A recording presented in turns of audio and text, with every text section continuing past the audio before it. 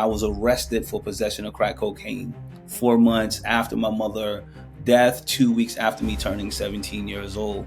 Was facing a possibly 25 years of incarceration. Was able to get it reduced down to a 90-day prison sentence as a first-time offender. Did the 90-day military boot camp. When I was released 18 months later, I found myself again standing before a judge for murder. I killed someone over some drug. A drug deal went bad and someone died. Everyone that is incarcerated, sometimes their poor choices comes from a place of trauma and hurt. You have gone through a journey, man. What do you think's your biggest takeaway from all of this? Before going to prison, I didn't have a purpose. I did not have a purpose. I was aimlessly walking through the world with nothing to do. That's how I was able to get into trouble. No matter what, and every day in prison, I learned to put one foot in front of me every day, even though the tunnel was dark. For 22 years, it was dark. I never gave up. All right. Welcome back, Nightmare Success In and Out listeners. It's the holiday season. This is where you come for what happens when your worst fear becomes your reality. How do you adapt, survive, overcome, set yourself free?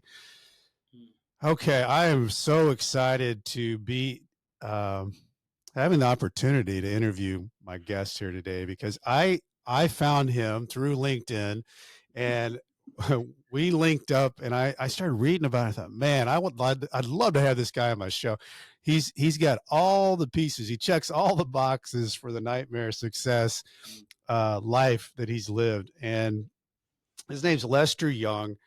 At 19, how does a kid who's 19 years old get a life sentence at 19 and serves 22 years?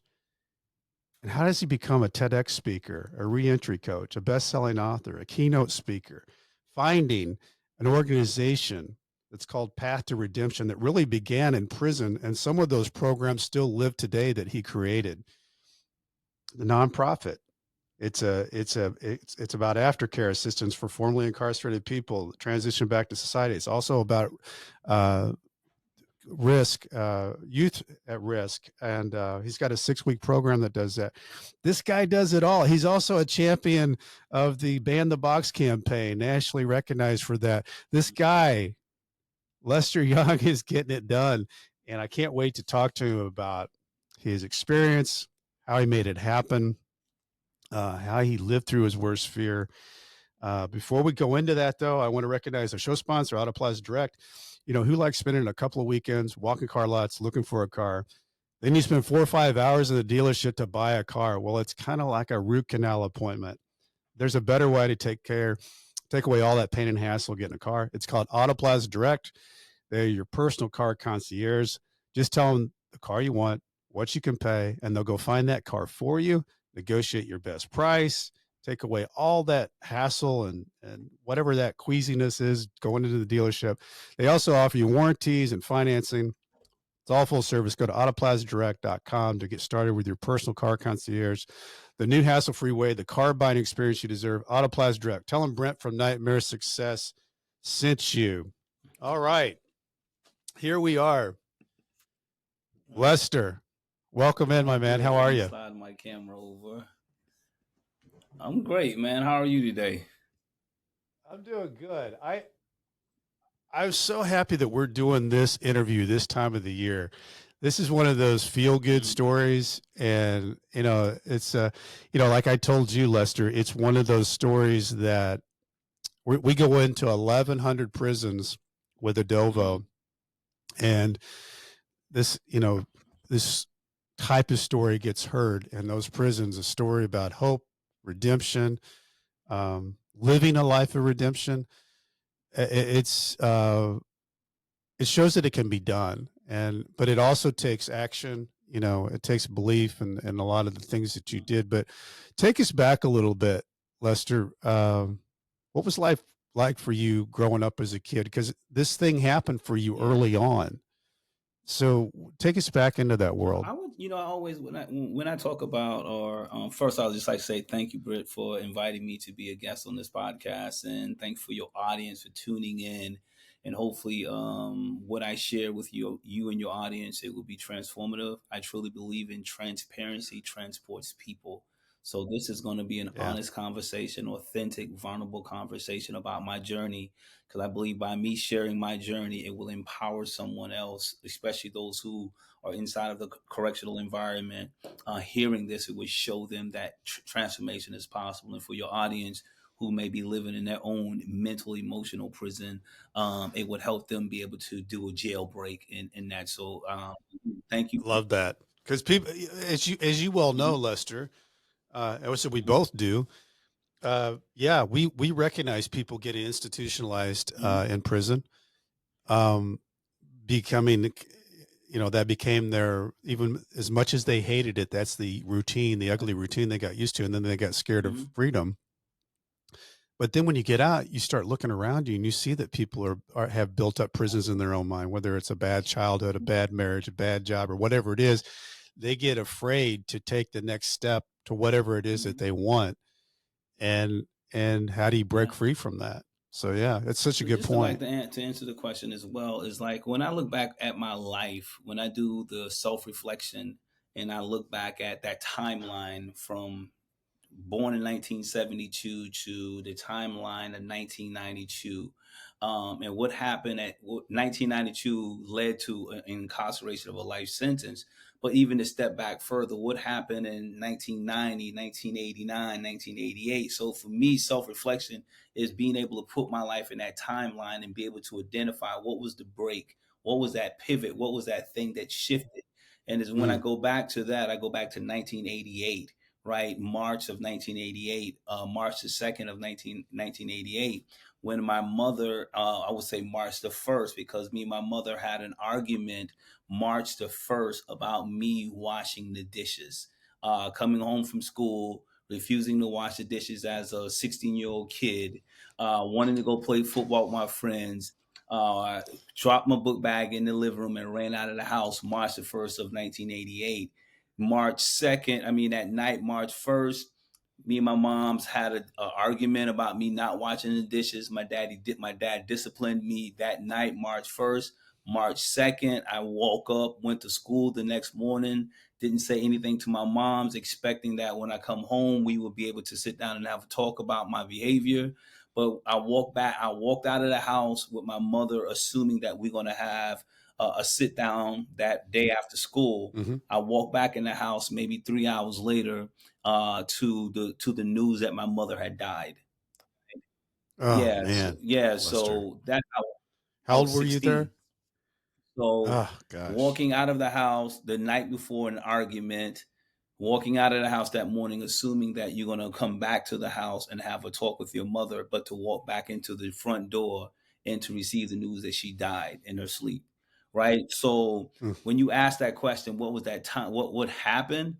At 16, I lost someone very dear to me and never really had an opportunity to process that trauma, that grief, replaying that argument, doing a lot of self blaming. Fast forward, September the 7th, I turned in 1988. I turned 17. About 2 weeks later, I was arrested for possession of crack cocaine. 4 months after my mother' death, 2 weeks after me turning 17 years old, was facing a possibly 25 years of incarceration. Was able to get it reduced down to a 90-day prison sentence as a first-time offender. Did the 90-day military boot camp, and again got released. And 18 months later, I was standing before. what was your? I'm always interested in that whole 90-day boot camp thing because it's run Yeah, differently in all these different states, but there is a such thing. How did you at that age, Lester, go into that boot camp? What were you thinking? Did you think, this is a hassle, but I got to do it, or were you thinking, no, this is a way for me to kind of yeah. get right and get with myself, or what goes on when you enter a 90-day Actually, boot like I camp? said, like thinking about it from the lens of a 17-year-old kid who's still processing one of the most traumatic thing in his life, and that's the death of his mother. So being Yeah. sentenced at 17 years old, I knew the behavior that led to my incarceration was wrong for selling drugs. Hmm. But here it is, I'm 17 years old, sitting in this place still with grief heavy on me. and no Mhm. one never asked a question. Even my father never really understood how grief was impacting, leading to anger, leading to Well, I mean, but Lester, it was more than just someone dying. You had an a yeah, fight, absolutely, words, and that's such a weird. yeah, I know I overly identify with what hmm you're talking about because I went through a whole thing with my dad. He was my hmm best friend. We were in business together. And then we went through this trauma together. And he went to prison for 10 years. I went to prison hmm for 5. When he got out, we were not necessarily seeing hmm eye to eye. And I thought, it was, I just gotten off probation and I had thought, you know what, I'm going to go down. And Dad and I are just going to hmm talk it out.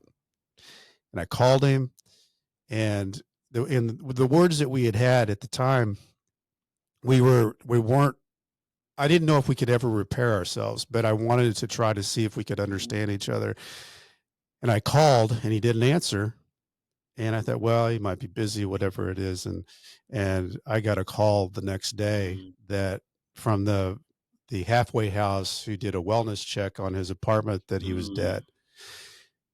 And it was like one of those things, Lester. And I know that feeling because I thought that I was going to go down the next day and we were going to have this.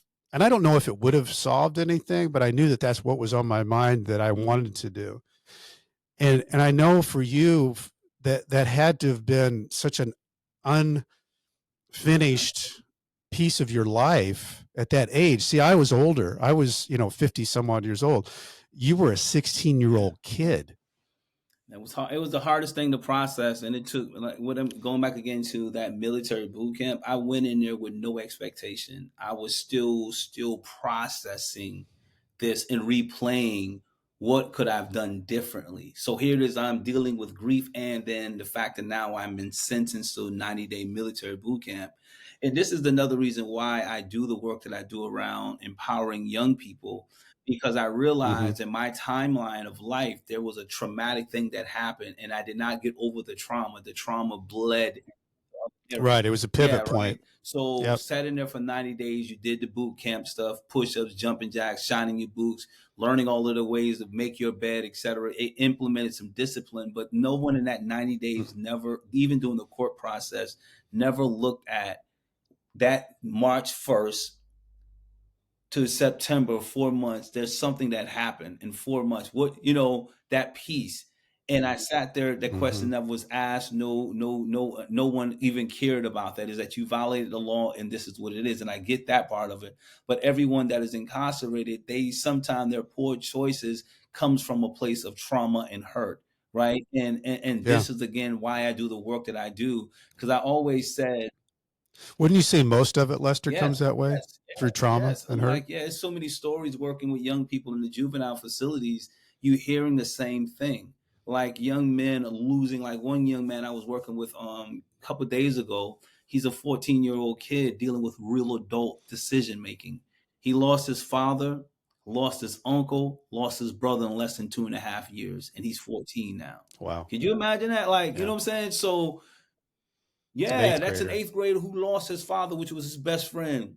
And when he lost his father, he took on his uncle, went to his uncle and embraced him as the father. And later, his uncle died. Then his brother died. So three men that he looked up that he loved died.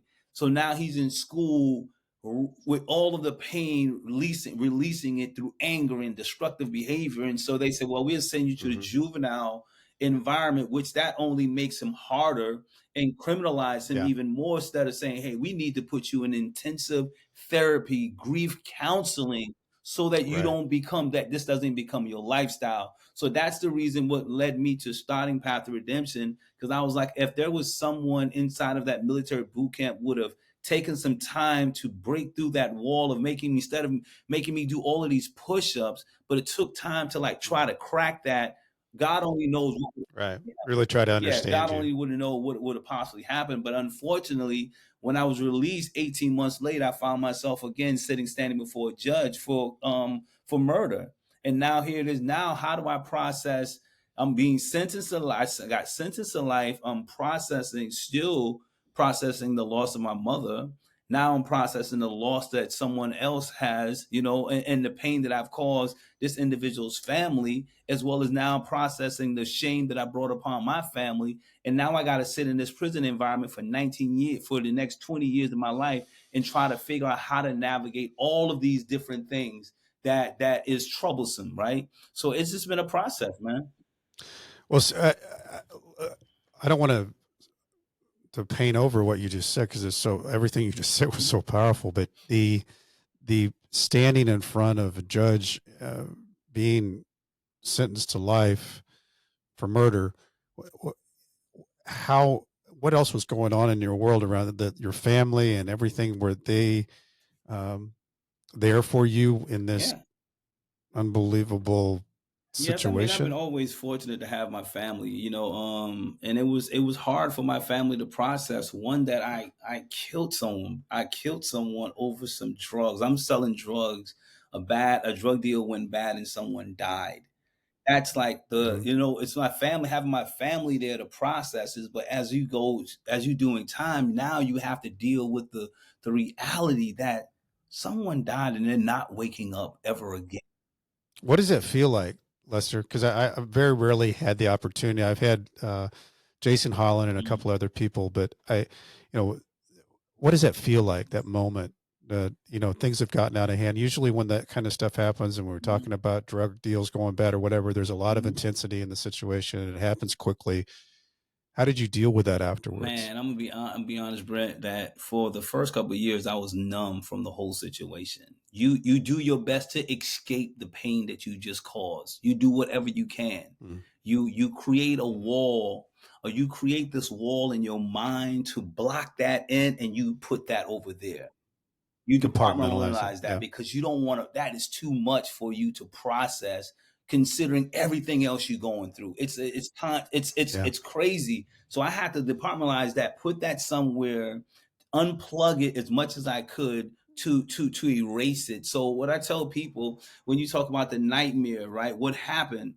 It was when I started reconnecting that wire, that thing called emotions and feeling and empathy, right? When I started reconnecting that as a human, I began to transform, because my first 3 years of my life sentence in prison, I detached it.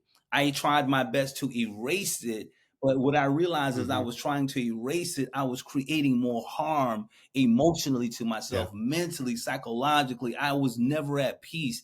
I was never happy. I was always angry. I was struggling to do a life sentence in prison. And then I just realized, like, the only way I'm going to find a sense of freedom inside of the walls of incarceration, I need to reconnect to that. I needed to take ownership for it. I needed to acknowledge it. I knew I need to give it a name, because for the first couple of years, people would say, "What are you in prison for?" I would say, "I'm in prison for killing this guy." Right? Listen, how I would, by me not dehumanizing him, it allowed me to be able Yeah. to cope. I didn't want it to mention his name because then it symbolized the person, Yeah. Personalized it. family, everything, right? Yeah. So once I Yeah. started that, I started saying I need to attach the name to this person. I didn't know this person other than drug transaction, but he's still a human being.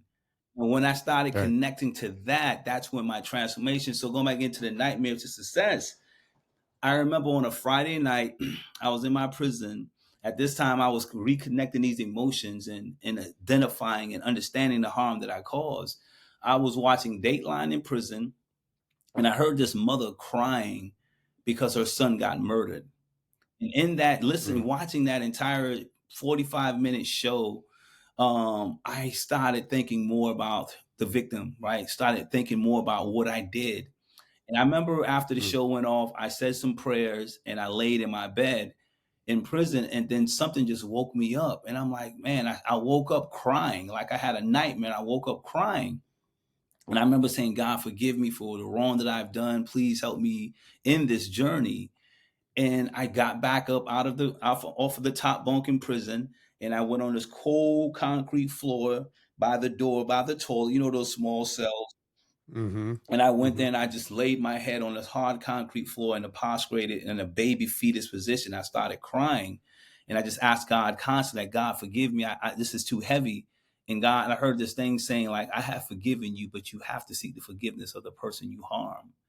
Mm. In that moment, I remember raising back up and looking and saying, how? Like, how do I make this right? And it's just like I got led saying, hey, you need to own it. You need to take ownership. You need to speak to him, which was his name is Gary Goldinger Jr. Right. So I remember in that moment for 3+ years, I never mentioned his name until that moment on that Friday night, about 1 o'clock ish. I on that concrete floor, I mentioned his name for the first time. And I remember saying these words, Gary Goldinger Jr., I apologize. I seek your forgiveness for the harm that I've caused you. I promise you, as long as I have life in my body, I will continue to honor your life in the way that it needs to be honored by doing the right thing. I will use our story to impact the lives of other individuals so that one, that another person don't have to lose their life. Two, that I don't have to be sitting in prison. And that's where the word path of redemption came. It came from that, is that now once I did that, I started getting Mm-hmm. revelation in a sense of direction that now you're on your own path to redemption. Because in prison, every individual incarcerated is seeking a path to redemption. But inside of a prison, no one shows you how to find redemption. My redemption How to came get from my there. nightmare of laying in that bed and being woken by God or the spirit of this person whom I harm. I began that journey from there. Lester, that is powerful. Let's take a break there because I want to, when we come back, I want to talk about how this transformation happened in prison and what you did and how you affected other inmates in prison, because that's such a powerful story. And when you can actually make real change in prison and other people know it, it really is powerful. So I want to recognize Discoverability Company. Do you not like how you show up online? Well, many individuals think there's no hope when it comes to managing your reputation on Google. There is hope. It's called Discoverability Company, and it can help you, whether you're building a reputation from scratch, repairing your search results after a negative news story, or even just trying to position yourself a little bit better against your business or competition. Discoverability can also help how you're portrayed on the popular AI services like ChatGPT. To learn more, visit discoverability.co. They're even launching a do-it-yourself SEO option, a course for individuals who want to make a take on their search results on their own budget and speed. Listeners of Nightmare Success can take $100 off the DIY SEO course with coupon code Nightmare Success. And everybody probably knows this, but the White Collar Support Group or Nightmare Success podcast is sponsored by the White Collar Support Group, the world's first support group devoted to people navigating the white collar criminal justice system. I'm a member of the White Collar Support Group, and I can tell you this is a bunch of people who help each other through the criminal justice journey for free. Whether you're just starting your journey or you've made it through to the other side, this is great space for you. You can join us on Zoom Mondays, 7 p.m. Eastern Time. For more information, go to prisonist.org. That's prisonist.org. Start here. So, Lester, you get and have this moment, and you feel it, and you this comes out of your mouth, the words that you haven't spoken for a long time, the name of the person that lost Yeah. his life. But it's different when you're in prison because you have these routines and people you hang out with, and that becomes your primitive world of how you move in prison. But when something like this happens, you're changing your whole routine. You're changing your whole world. Tell us how does Lester do that in Wow, prison? that was like the hardest thing. But again, once I made that promise that I will honor your life by doing the right thing, that means that my entire transformation begun. Meaning that I started recentering myself and who I hung out with in prison. What did I start reading in prison? What did I start involving myself in prison?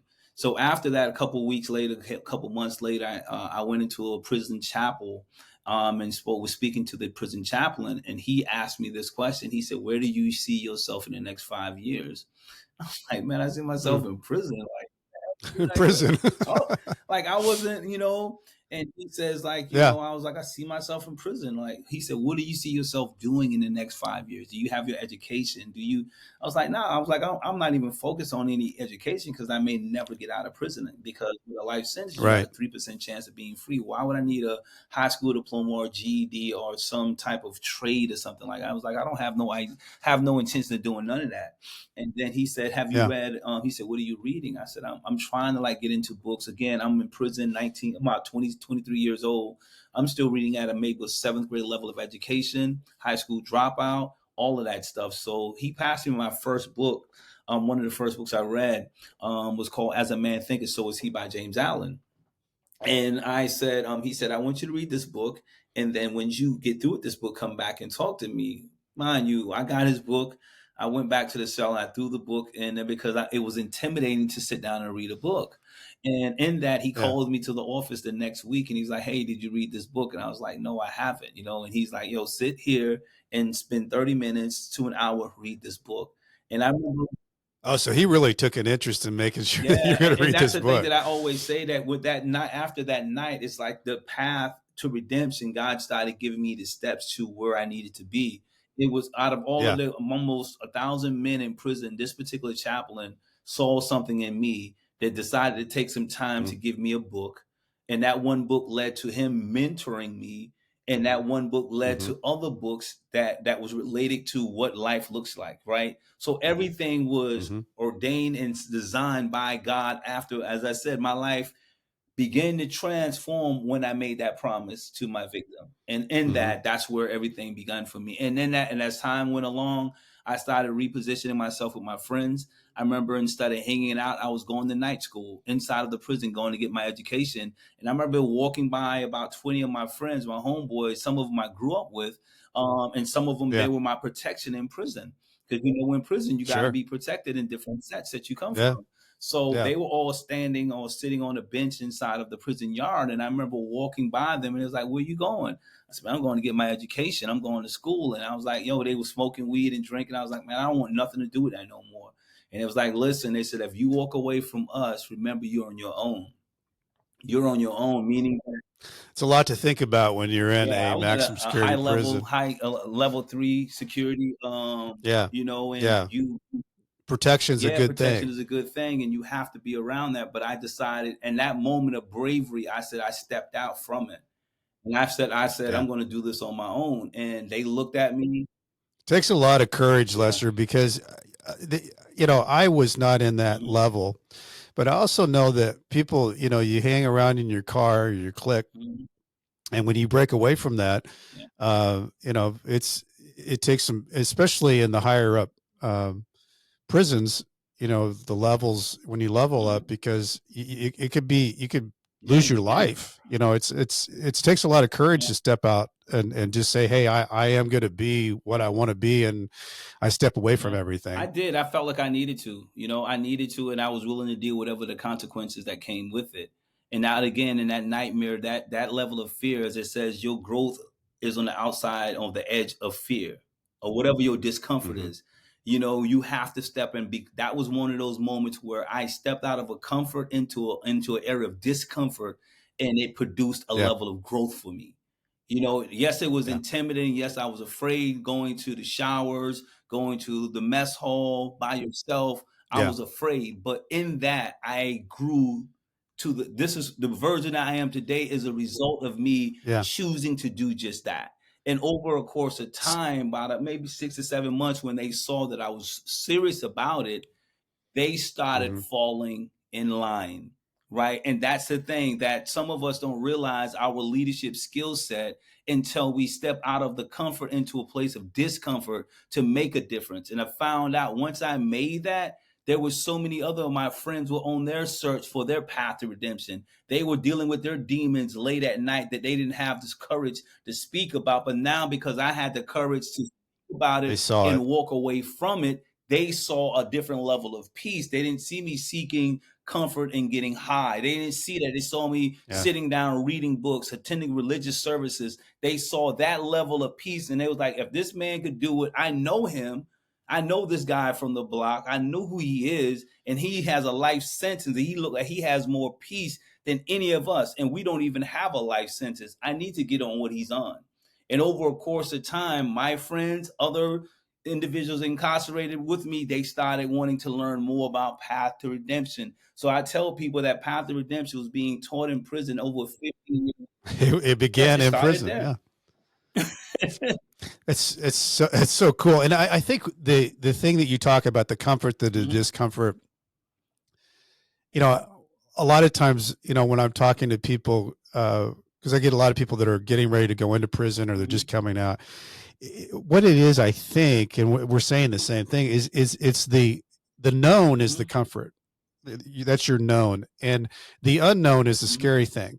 The unknown is the scary thing because you don't know, and so your mind can make out things to be so bad. But when you start stepping into that unknown and those become knowns, you get confidence. And I think that's that comfort to the discomfort, or the knowns into the unknown, stepping into it, you gain confidence once you decide you're going to step into that, because you decide that, okay, I'm all right, I'm okay. And then that gains confidence to step more. The worst thing that you feared is you stepped into it and it wasn't as bad as you thought it was. Right. Exactly. So that's why I always tell people that if you want growth, you cannot find growth in comfort. If you're comfortable, you're not growing. Right. And in prison, it's the most uncomfortable environment, but then there's still levels to discomfort. That meaning that you no longer spend your idle time in prison. You don't spend just your time in prison doing idle things. That's a comfort for most people. The discomfort is investing in yourself while you're in prison. Like I go in with no education. I start utilizing my resources to purchase books instead of this. That's a discomfort, because that means that I have to sacrifice going to the mess hall or the cafeteria to eat the food that I don't like. I could spend it on the canteen, but I could also spend it on books. So when I started thinking about transformation and my redemption, I invested money in books, but that was discomforting because now I had to learn how to survive with the bare minimum. But what I was receiving from the books that I read was way more valuable than me eating some type of prison meal that I bought at the prison canteen or the cafeteria. It began to transform the way I started thinking, how I started seeing, how I created a routine in prison. And that routine was not about institutionalizing myself. And how do you institutionalize yourself? When you wake up, you go to the mess hall, you sit down, you play cards, you play checkers, you listen to music, and you find some TV show, and you just binge watch on TV all day until the next count. That's what most people are doing. So my routine started from waking up, praying in the morning, to journaling, to sitting down and reading for an hour, finding a group of men young people who are walking in prison. How do I educate you on how to do time correctly? Because there's a thing that time do you or you do time. How to time do you is that you just sit there and you just you start counting the calendar. Yeah, it eats you up. How I do time is I structured my day. One of my mentors, who was a business owner, used to come in and do volunteer work in prison. He gave me this, what he called it, the game hack, or just the hack of life. He said, I want you for the next week to sit down and jot down your entire day, from the time you wake up to the time you go to bed, and fill in every minute and every second of your day. And then that next Saturday he said, now I'm going to show you how much time you have to maximize your life, even though you're in prison. And I had so many blocks of time wasted. And in that, he was like, you need to be doing this, reading a book, writing a curriculum, writing out your future goals, etc. And I'm still got 8-10 years left on my prison before I even go for parole. And he was giving me this particular life hack to really prepare me and help me level up for my success after incarceration. So Path to Redemption, again, was created to fill in those dead spots, to use my time to the best of my ability to empower others. And the power of that transformation is that when you're empowering others, you become stronger as well, because what you share with others, you get stronger. You master that which you read in a book. You master it because now you're teaching someone else. And that's how I became a teacher in prison. That's why I learned how to speak in prison. Like I tell people, like when they say, hey, you got a TED Talk, I was like, man, I was doing TED Talks in prison for almost 15 years.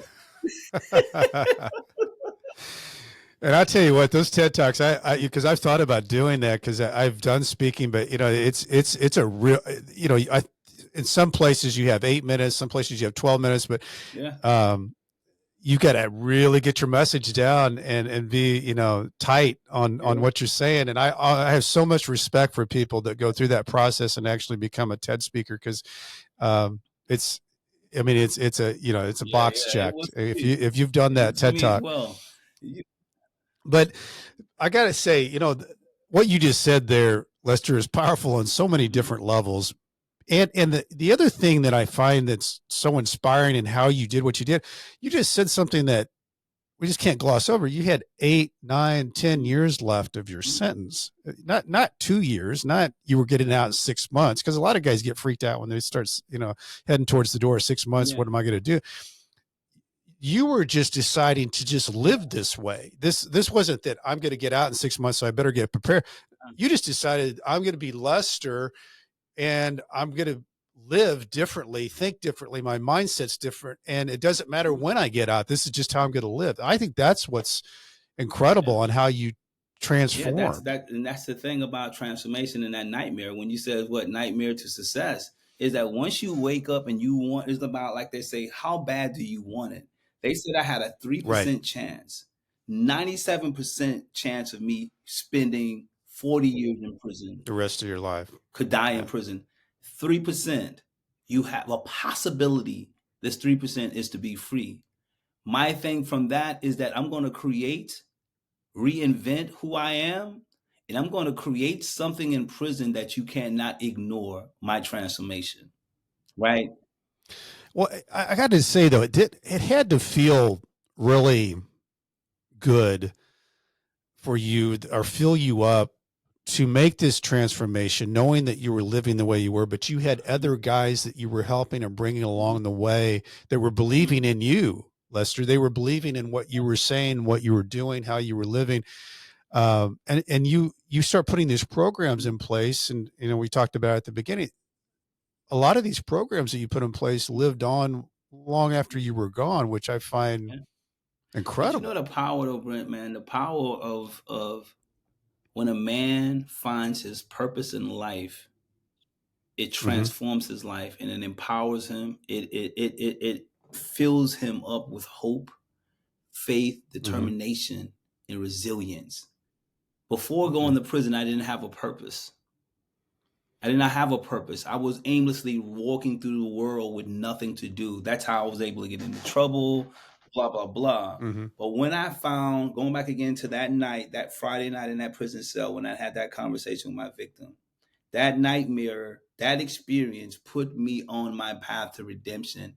But in that path to redemption, it helped me to self-discover myself, who I was, but it also gave me a Mm-hmm. purpose, something that I was chasing for all of my life. Like people today who have never been to prison, they find their lives still void, a void in their life. Mm-hmm. They work hard, they get all of the materialisms.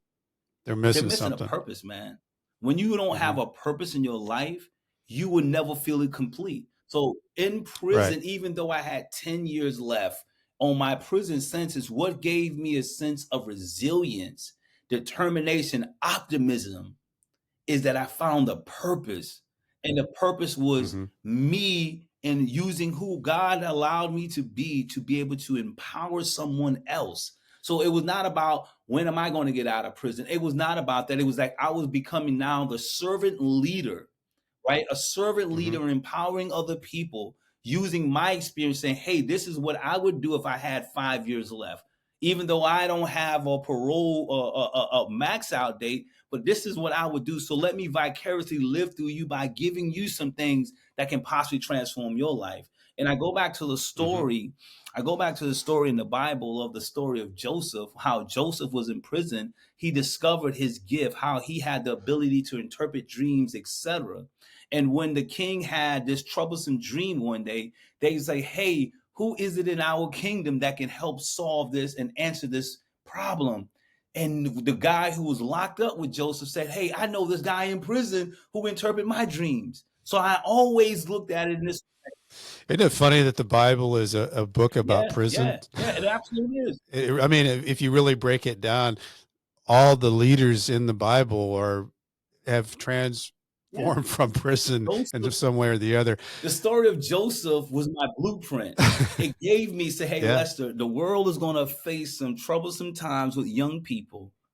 Create right. something that one day they're going to come searching, and you don't want to have disciplinary problems. You don't want to have a bad institutional Yeah, record. You want to have something that out of the 1,000 men in here, how many of them have created a program that is empowering people? It never came, the governor never came to release me, yeah.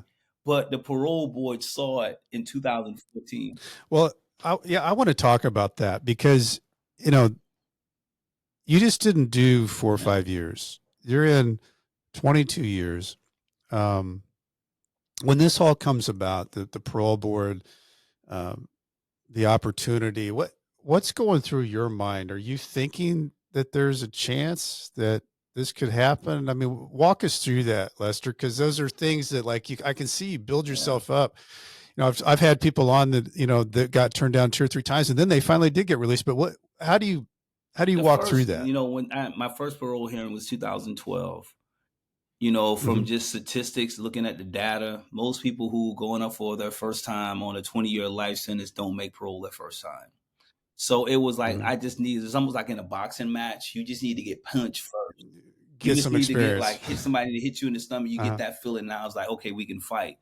So it was almost Uh-huh. like that for me. 2012 was me. I needed to get punched. I needed to see how it was set up. I needed to know how the Hmm. questions that they asked, all of that stuff. Yeah. So it gave me, after I got denied in 2012, now I went to work in a training, like training myself for 2014. I had 2 years to now Hmm. condition myself as a speaker, whatever I needed to do.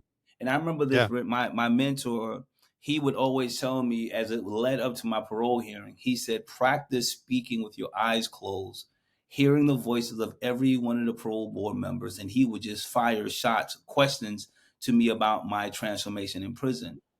The day I Mm. went up for parole, this is powerful, Brent. The day I went up for parole, that morning I went up for parole, the parole examiner said, hey, Lester, we having technical difficulties.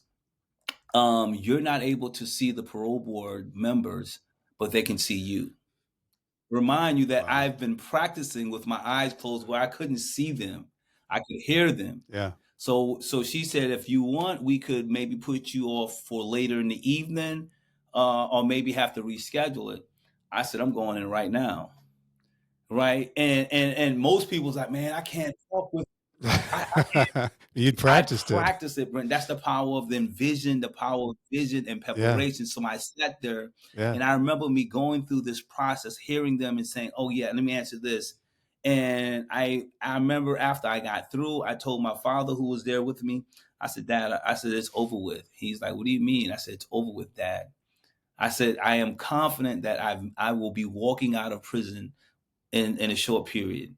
And about maybe 2 minutes after I spoke and I shared, I walked out and I Yeah. sat down, and this lady walked up to me and she said, Lester Young, you made parole. It was like Oh the man. most, it's almost like you finally Can you had an imagine? opportunity to excel, right? Like, but just to go back Yeah. to show you like the power of the vision, you have to be able to see it. Gotta see You it. have to see yourself doing that thing that you desire to do. No matter how dark your days are, you have to see it. No matter what, in every day in prison, I learned to put one foot in front of me every day, even though the tunnel was dark. For 22 Hmm. years, it was dark. I never gave up. Well, what was your thought knowing that you've been in for 22 years that you're going to be stepping out into the real world society? What goes through a guy's mind after Go back 22 again, but I was years? prepared. I prepared for that. I prepared for 22 years of release. The only thing I wasn't prepared for is the culture shock and other things that came Yeah. into play. I was prepared. I walked out of prison already the man that I already envisioned the life that I was going to have when I walked out of prison. So it wasn't scary for me. Hmm. What makes it scary is when individuals have spent 10 years in prison, idle time, playing games, BSing around, and then their last 6 days, Hmm. 60 days, or 6 months of release. Now they try to cram in everything, and you can't Right. transform in 6 months what you have done to yourself in 9 years. So for me, when I Yeah. walked out of prison, it was, I already was prepared. I was teaching, I was living, I was breathing it. I walked out with the determination. These are the things I'm going to do when I got out of prison. Of course, I ran across a couple roadblocks, and the roadblocks where I didn't factor in the collateral consequences tied to your felony conviction after you get out. And that means like employment, housing, discrimination. I wasn't aware of those things. I also wasn't aware of how institutionalized I was when it came down to the way I lived, the way I moved. Like going into a store was like I had an aggressive posture in prison. Even though the things I did, you still had to protect yourself. So finding that my posture was different, I didn't smile as much, right? I remember taking a picture. This lady who was going to hire me to do some janitorial work, she said, "Hey, could you send a picture of me, of yourself to me so that I know who you are when you walk into our office building?" I took this picture of her. I was maybe out of prison, maybe 2 weeks. And I took this picture of myself with the worst grin. I mean, I didn't smile. It was just a prison mug picture. And I just got off the phone telling this lady about I was in prison for 22 years for murder. And I sent her a picture that was a normal picture to me in prison, but it was a picture of fear and intimidation. And that's when I realized how the culture of prison I needed to flush out. I needed to learn how to smile again when I got out of prison, Brent. I needed to learn how. You smile a lot. I tell people I've learned how to smile now because I'm free. I am free of the incarceration, institutionalized behavior. I'm a free man, so I can smile, but I had to learn how to smile after prison. And many people don't understand that. But in prison, no, I mean, listening to you and I've so enjoyed this whole conversation because you're inspiring. Your personality is infectious. So, I mean, I can't even imagine a Lester Young that doesn't smile because as you speak, you smile. So, you know, that's why I think you're probably a great speaker and you're able to converse with people and get them, you know, draw them in. But so you get past that. And you kind of have to shake it off of you. I mean, literally shake it off of you. But you start doing a lot of things. You know, when did you feel like you were catching that momentum of being out, getting used to it, learning how to smile, but also doing all these big things? It took me some time, but you know, again, I came home with a plan. My first month out of prison, I remember knocking on the door at the juvenile facility where I was staying. I knocked on the door, said, "Hey, my name is Lester Young. I just did 22 years and 5 months, and I want to save your youth from incarceration." I remember that was my selling point. Yeah, that's big. Yeah, that's a big statement. From incarceration to this juvenile facility, and she was like, "You did how many years in prison?" And I said, "I've been home now 1 month, and I want to save your youth." And she was like, "Whoa." Let me go and get someone that you speak to. And I spoke to this guy and he gave me an opportunity to speak. But then he was like, "Hey," he said, "this is a very delicate situation working with young people." He said, "You need to give yourself some more time," because they said, "We have seen individuals come home from prison enthusiastic to want to do some difference in the community, and they find themselves back in prison within 6 months." He said, "Give yourself some time to create something." I said, I'm fine. I said, "I will go build something and I'll be back." You know, and that's exactly what I did. I started doing what I intended. I'll show you. I was like, "I'm going to show you, but I'm not that average Joe guy got out of prison. I'm the guy that has planned. Right. I've been preparing for this for 10 years. Ready. You know what I mean? And eventually I was able to build Path of Redemption up to a point now where I'm currently running a youth program inside of this juvenile facility in South Carolina. Let's talk about that, Lester, because I think what you're doing is so cool. Because the pieces that you teach is the power of choices, strengthening the self-esteem and self-respect. Those three things, and it's a 6-week course. You know, like how many? Like first of all, like how many kids are a part of this thing? Like, what's going on there? Kids that went through our program, and every day we go inside. I have a team of people who are formerly incarcerated go inside a juvenile facility from 7 days a week, from 9 o'clock in the morning to 7 o'clock at night. And we're showing them how we use our lived experience to empower our young people. So in that power, the power of choices is what I tell people is that was that decision making for me. The power of choices, I made a bad choice. We all have a choice in life, positive, negative, and how that one bad choice could affect your life. So I teach a curriculum called the 30-second rule. The 30-second rule for me, my crime took 30 seconds, which cost me 22 years.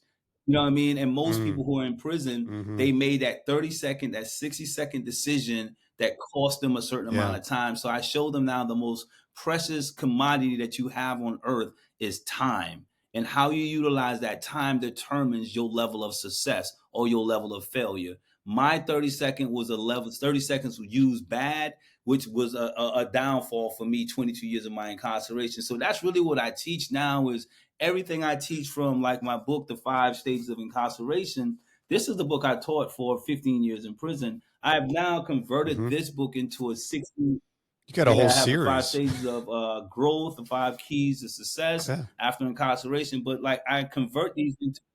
And by the way, while we're talking about that, Lester, you can go to Path to Redemption and it'll lead you Yes. to all your books on your site. And I encourage people to go to Path to Redemption because it's got a lot of really cool things on there. It's a nonprofit, so you can give on there. So check that out. It's a great website doing great things. But anyway, I didn't mean to. That's fine, but that's what in. I do is using these particular things to impact our young people. Because going back again to what I said earlier, is that I wish that there was someone like me, who I am now, a 52-year-old man with the lived experience. I wish I had a version of me speaking to my younger self today that could possibly help transform my life. So that's why I show up inside of these facilities every day, using my story, and then also the people on my team, helping them to use their story to empower our young people to transform their lives. So again, that a young person don't have to spend 22 years in prison for a 30-second decision making.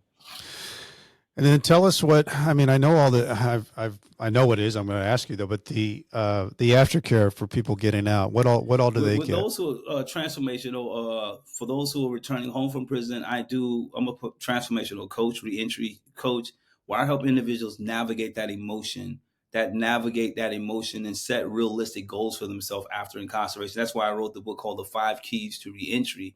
And it's about self-care after incarceration. Most people, when they walk out of prison, they don't realize how prison have affected them emotionally and mentally. And you ask the average person, "Are you okay in prison?" They be like, "Yo, I'm fine." And I have the analogy that you cannot walk in the rain and don't get wet. Every day in prison, you got. That's a great analogy for prison and getting out. You got wet in prison. You just don't know how wet you have gotten yet, because you have normalized your wetness in prison. But when you get out of here and you're walking around people who have not been walking in the rain, that's when you realize that, man, I'm emotionally damaged. I'm emotionally wounded here. I'm not able to connect with people emotionally. For example, you think about if you have to do 20 years in prison, you know that you can't love. You if you have a significant other, wife, children, you love them, but you can't love them fully because you know that eventually they may not come to see you and visit no more.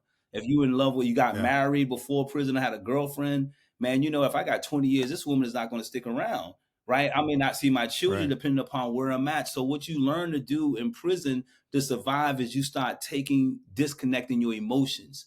You have love for your family, but you don't allow it to get to a point where it causes you to be weak in prison. So you disconnect just to survive. And then you think that it's going to be easy, like I can just pop some batteries in, or just like you plug up your iPhone, I plug it up and within 20 seconds I see it says I got power. That's not the case with human beings walking out of prison. You have disconnected for 20 years, and now you in a relationship. You look for the man who's in a relationship with a woman, and you realize, and this woman said, "Man, you're not emotionally available to me." And the reason why you're not emotionally available is because for 20 years you have not been emotionally available. You're not even in tune. What? Yeah, and let's talk about that a little bit, Lester, because you grew up in prison. I mean, 19-year-old kid, and you got out and you're 40 or 41. And personally, how does that all fit? Like getting out and meeting a significant other and being 40 years old, because you were doing all these things on a level of helping people. But how was it for you personally with getting plugged back into, hey, I'm Lester Young and I want to be kind of like live the next, my 40s and 50s in a way that the trauma shows up. The trauma shows up. It shows up the areas where you were not aware of your blind spots. It's hard to learn how to love when you can't love in prison. That's something you can't teach. You learn how to love your partners, your friends, your friends in prison, but you don't learn how to love a woman correctly in prison, because you don't have that opportunity. You have a feeling, but you don't know how. For me, I didn't know how to love a woman as an adult. I only had the love of a teenager. So for me, that was a Sure. whole different. I'm still learning how to love in the most authentic and most purest way with a woman as now a 52-year-old man. So I made mistakes emotionally. I was emotionally disconnected, and through counseling, through mentorship, it allowed me to help me to be able to say, oh, this is the problem. You need to put this wire here because you're no longer in prison no more. You can now allow that thing to flow through you a little differently, right? You don't realize that. So I had to learn that. It's got to be, I mean, yeah, it's got to Yeah. be a lot. And the other thing that I find encouraging, inspiring about your story is that your good work didn't go unnoticed. It was in September of 2020 that you received a full pardon from the state of South Carolina. Yeah. It's a pretty It's big been a deal. blessing. It's been a blessing.